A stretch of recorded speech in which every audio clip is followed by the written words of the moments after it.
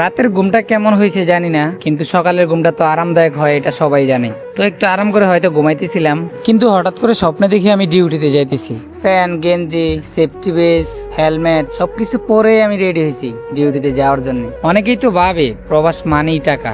আসলে যে প্রবাসে থাকে সে বুঝে এই প্রবাসটা কেমন। সবকিছু তো আর সোশ্যাল মিডিয়ায় দেখানো যায় না ভাই, আসল কষ্ট তো লুকানো থাকে। সপ্তাহে একদিন আমরা যাই ছুটি পাই, ওই দিন আরো বেশি খাটনি হয় আমাদের। কাপড় ধোয়া, রুম গোছানো, রান্না বান্না ইত্যাদি অনেক কিছুই। যাই একটা দিন ছুটি পাই, ওই দিনও আমাদের শান্তি নেই ভাই। মাঝে মাঝে ভাবি, ইস কেউ যদি স্বপ্নে আমার কার্ডটা এইভাবে পাঞ্চ করে দিত, তাহলে হয়তো আমার কাজে যাওয়া লাগতো না। তো স্বপ্নে সত্যি সত্যি যদি এইভাবে কাজ করি, তাহলে তো কোম্পানির লাভ হবে, আর আমার কি হবে? কি আর হবে আমার? এইভাবে হয়তো গাদার মতন খাটতে হবে। কত বছর এইভাবে গাদার মতো খাটতে হয় সেটা আমারও জানা নেই। দেশে থাকতে স্বপ্নে ছিল বিদেশ যে আছে আরে বৈশা বৈশা টাকা কামাও। আর যারা নতুন বিদেশে আসতে চাও তাদের জন্য শুভ কামনা, আসো একসাথে স্যারে বৈশা বৈশা টাকা কামাই। তো কি ভাবছেন ডিউটি করে আসলাম?